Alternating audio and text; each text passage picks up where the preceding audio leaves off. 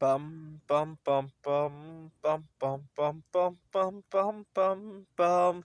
The Peter Dislike Show. Bum bum bum bum bum bum bum. This is my third Christmas singing the Peter Dislike jingle on my channel. It all started because I'm a big fan of Peter Schiff. And Peter Schiff just recorded his 1000th episode.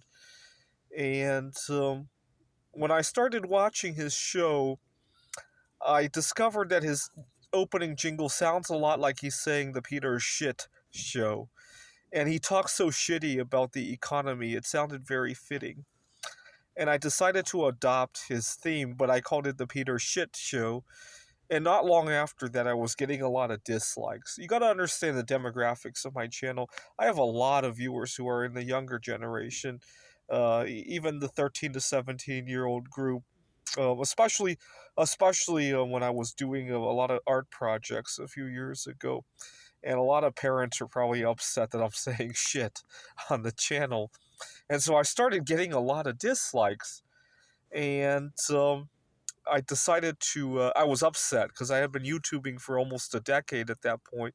I was upset that I was suddenly getting a lot of dislikes. But then I discovered that dislikes wouldn't be so bad if I were asking for them. And that's when I became the Peter Dislike Show. And that name has stuck with me for more than 2 years now. And it seems like there's no end in sight to saying. At first, it was only going to be for a moment, but now that it's gone on for 2 years, I want Peter Dislike to be my wedding song because that's the way I live my life, right? So, as you guys know, I've returned to the dating scene. I discovered with dating, if you date somebody that is disliked by a lot of people, right? For example, people with certain differences in life, especially somebody who has a healthy lifestyle. If you date somebody who avoids alcohol or certain foods, if you date somebody who's asexual, you won't get a whole lot of competition, but none of those qualities are that bad, right? Um, if you date somebody, this is a tricky one, but you could also date somebody who might have some health issues if you believe that they will be resolved in the near future, right? So, for example, if somebody has a health condition that they're already working toward resolving, right? Maybe somebody who's borderline obese, but they've already made the changes and are on their way out of that, right? You won't get a whole lot of competition, and you'll know that you're going to get something good at the end of it, right? Assuming that they stay on track, right?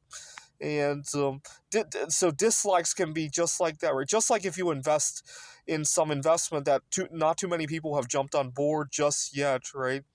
If you invest in people or investments that are heavily disliked at the moment, but you know that they're turning around, right? You won't have a whole lot of competition. So I want Peter Dislike to be my wedding song. And for my wedding jewelry, I plan to buy something that is heavily disliked by mainstream society, obviously, right?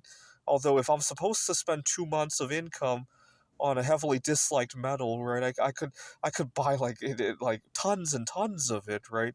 So that's the benefit of going the dislike route, right? This is the Peter Dislike Show. Bum bum bum bum bum bum bum bum bum bum bum bum. The Peter Dislike Show. Bum bum bum bum bum bum bum.